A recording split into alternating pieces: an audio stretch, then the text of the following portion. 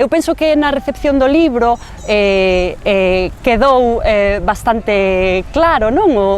A crítica de xénero e feminista que se facía a esa idea, pero se cadra quedou un pouquiño máis desdibuxada a crítica que tamén se facía implícitamente a cuestión da clase, non? Nese sentido, por exemplo, no capítulo segundo, onde se fala tamén dun conflicto normativo, efectivamente, que tivo lugar a finais do 19, principios do 20, de como depurar o galego, non? Do que os intelectuais da época chamaban os seus excesos naturalistas, que non era máis realmente que o que se referían era o galego do pobo, non? O galego rural, o galego da xente, como depuralo, como facelo, non? Unha lingua limpa, apta para a poesía, apta para os rexistros máis literarios, máis altos.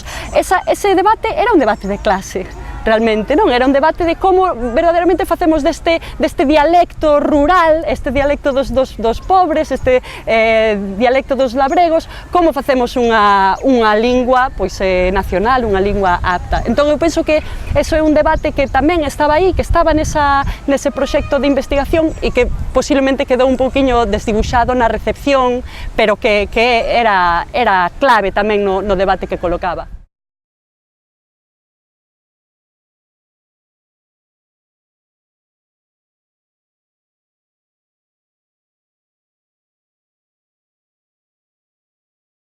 Normalmente o que ten que ver cos discursos sobre identidades colectivas é a forza aglutinadora que teñen, que dúbida cabe que son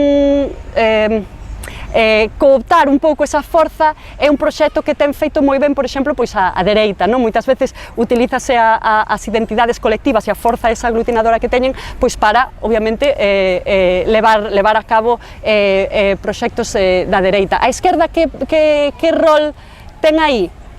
É obvio que, pois, por exemplo, a resposta pois, dos populismos de esquerdas é nós tamén temos que estar aí, nós tamén temos que estar utilizando e tirando rédito do que nos ofrecen os discursos identitarios colectivos para levar a cabo proxectos emancipadores, pero eu penso que a esquerda tamén ten que estar nese punto crítico de sempre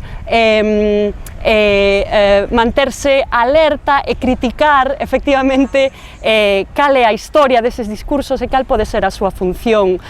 Moitas veces, porque estamos falando de discursos que tentan representar, non, a grandes masas de poboación, moitas veces pois son discursos que non remiten realmente ao emancipador, son discursos que acaban levando a alienación, son discursos que non permiten a voz pois a suxeitos subalternos, a suxeitos que moitas veces pois efectivamente non poden autorrepresentárense, e entón eu penso que aí a esquerda ten que estar fina, non? No que ten que ver con que se fai como se utilizan os discursos identitarios colectivos.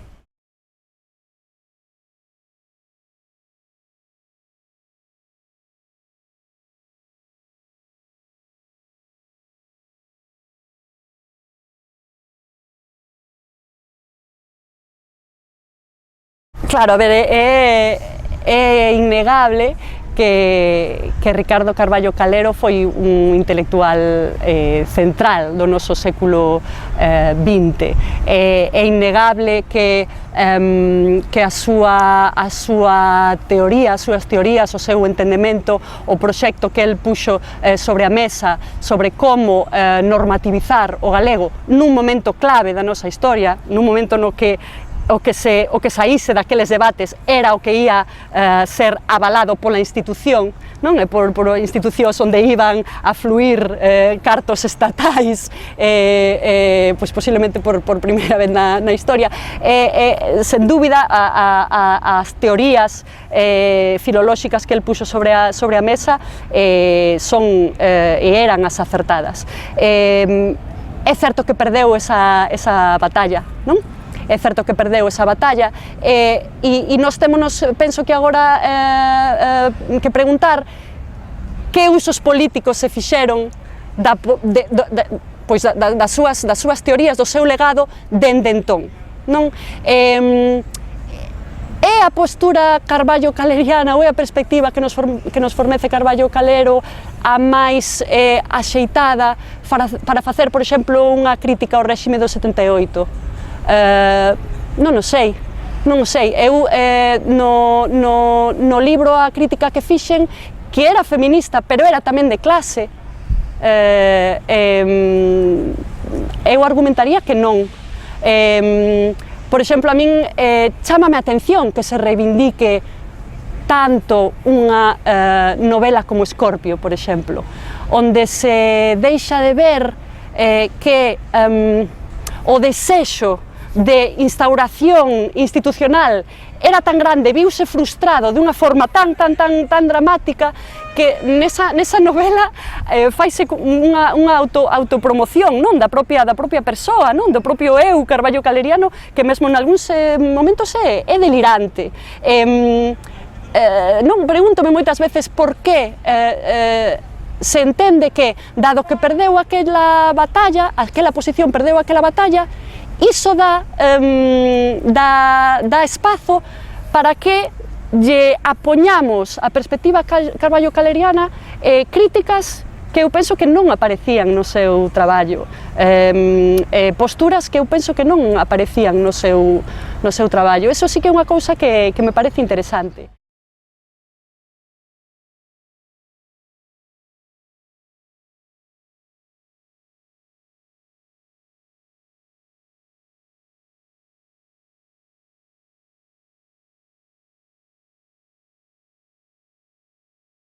A idea de que Galiza é unha colonia forma parte, non, do principio básico do que, pois, obviamente, a crítica marxista anticolonial dos 60, dos 70, o movemento moderno, do nacionalismo moderno galego a partir dos 60, bebe desas teorías, e de algún xeito isto xa se dixo, non?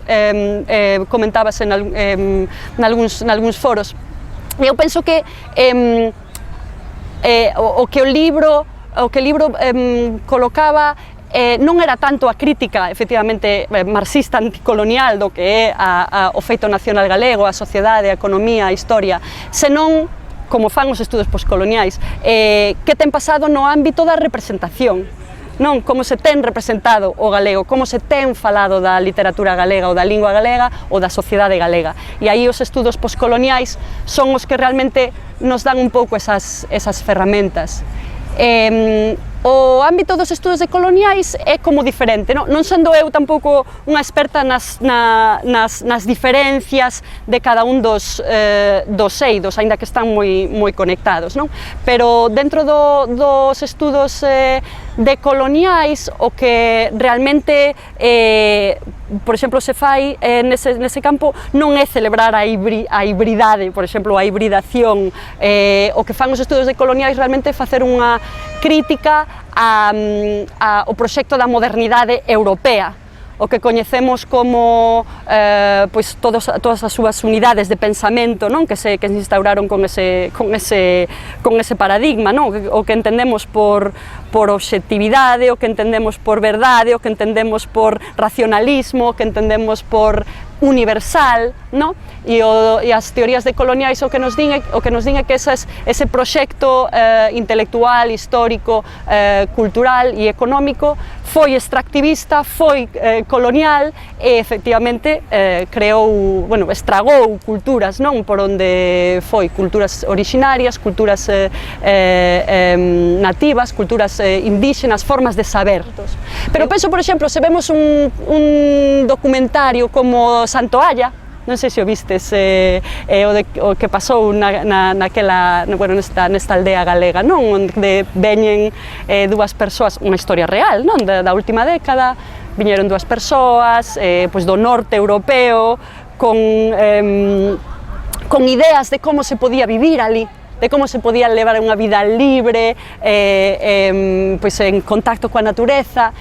E, bueno, ali había outra xente que vivía ali, a xente que era a nosa xente, non? E entón é un documentario no que realmente, bueno, ao redor do cal penso que ten habido pouco debate, porque nos coloca frente a frente sobre unha unha cuestión moi importante, que é a de quen ten dereito a vivir como e onde, non? Segundo nos posicionemos no mundo, non? E eu penso que aí as teorías decoloniais sí que son interesantes e nos poden axudar a afinar o ollo.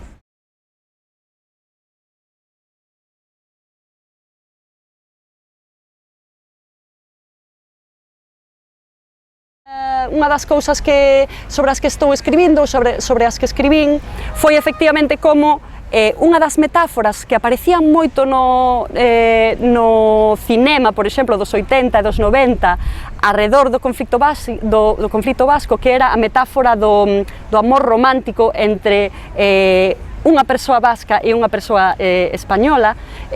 Por exemplo, o arquetipo desta metáfora é a película Días Contados, pero ven un pouco de máis atrás, xa nun guión de Eloi de la Iglesia, un guión dunha película que nunca se chegou a facer, que se chamaba Galopa e corta el viento, na cal tamén se enamoraban un membro de ETA e un membro da Guardia Civil extremeño, e sempre acababa en bomba, sempre acababa en morte, ese amor non podía ter lugar. Ten lugar o alto fogo de ETA e temos 8 apellidos vascos, non?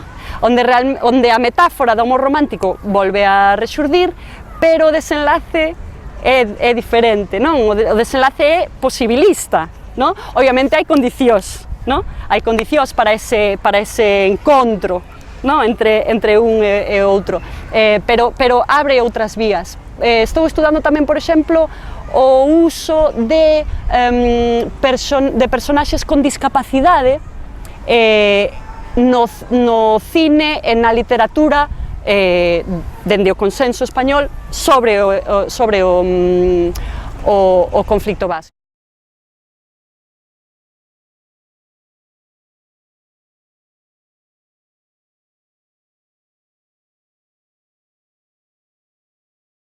A folga de coidados, que me parece un concepto absolutamente central, non?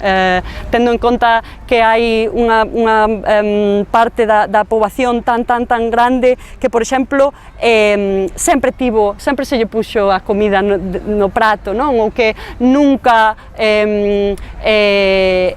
considerou que hai que facer ou o que é integrar constantemente o outro, as necesidades do outro, as emocións do outro na túa vida, non? Todo iso é negar eses coidados materiais, persoais e emocionais, aínda que só seña un día. Eu penso que crean dinámicas moi disruptivas que son interesantes. Entón o feminismo nese sentido danos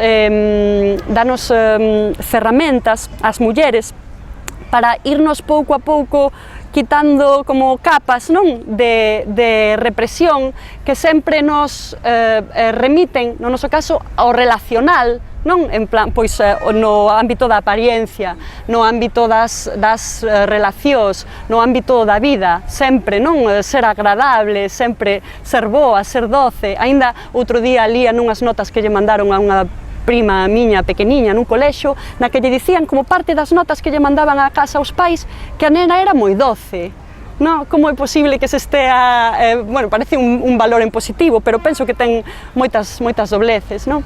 Entón o feminismo sí que nos aporta formas de irmonos quitando esas formas de opresión, e o tempo que imos facendo as mulleres imos habitando parcelas, non? De liberdade, persoal, de liberdade radical, que en por sí crean subxectividade revolucionaria, digamos. Estaban as cousas tan mal que só habitando parcelas de liberdade construímos, nese sentido, procesos que sí que considero que son revolucionarios. Despois danse ás veces unha serie de procesos que penso que as feministas temos que seguir a considerar e a repensar, que se dan, por exemplo, cando certas opcións, certos partidos instrumentalizan, ou parece que están instrumentalizando o feminismo para algo que a min o que semella é que o que fai é fragmentar verdadeiramente procesos tamén emancipadores como é a loita nacional. Hoxe estamos aquí no 25 de xullo en Santiago de Compostela e, por exemplo, lin hai un anaco que na xuntanza de Marea chamaban a xente a chegarse por ali, pois en aras do Día da Matria e por unha Galiza ecolóxica e feminista, non? E a min preocúpame que o movemento feminista estea sendo, pois eso, instrumentalizado para fragmentar, para debilitar ou para facerlle fronte a opcións que son igualmente emancipadoras, non?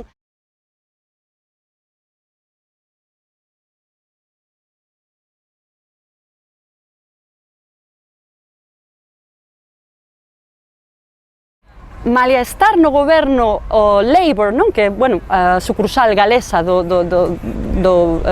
laborismo británico, sí que hai un consenso agora ao redor do que teñen que ser os dereitos lingüísticos da sociedade galesa e do que teñen que ser as actitudes cara a lingua que se teñen que fomentar, que están creando unhas ondas realmente moi positivas ao redor da lingua nestes momentos. Isto faise sobre todo a través do educativo, sen dúbida, e a través da idea de que lingua lle hai que falar os cativos, pero tamén dende a perspectiva da investigación. Por exemplo, ali o Language Commissioner, que é o departamento do goberno cuxo labor é velar, non, polos dereitos lingüísticos, fai de cotío traballos de investigación constantes sobre a situación do galés, como por exemplo, cal é a situación do galés nos cárceres. Por exemplo, que a min me pareceu impresionante, non? Que tería que pasar aquí ata que a Xunta comisionara un proxecto de investigación sobre cal é a situación do galego nos cárceres, e se os presos galegos teñen dereito, os seus dereitos lingüísticos están sendo conculcados ou non dentro da cadea, non? Entón, iso é interesante. Agora, nestes momentos, a política lingüística estrela, non, do país, do goberno, é crear 1 millón de falantes para 2050, que haxa 1 millón de falantes nunha nación de 3 millóns. E entón estánse investindo recursos, ao final é unha cuestión tamén de recursos. Aquí a situación é coñecida por todos e o problema é un problema social, de estigma, moitas veces, volvendo un pouquiño á pregunta sobre o conflicto normativo. Cal é o problema do galego? O problema é realmente que se grafe dun xeito ou outro, ou é que é considerada aínda de hoxe a lingua dos pobres, a lingua que ninguén quere, que a xente non quere falar aínda, a xente non quere falar. Que se está facendo para realmente ir aí e tratar iso, non? Pois queda moito por facer.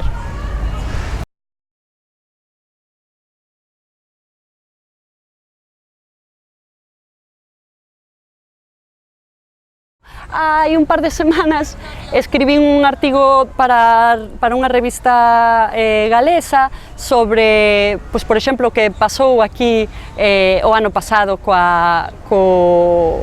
cadro a derradeira elección do mestre de Castelao, non? E o feito de que se formase parte dunha exposición nada menos que na cidade da cultura, non? E intentaba explicarlles a un lectorado galés que transformacións puideron operar neste país para que en 1984 non pasase o que pasase cando chegaron os restos de Castelao e había houve unha reacción crítica por parte da sociedade, non, que viu que aquelo era unha manipulación ideolóxica, non?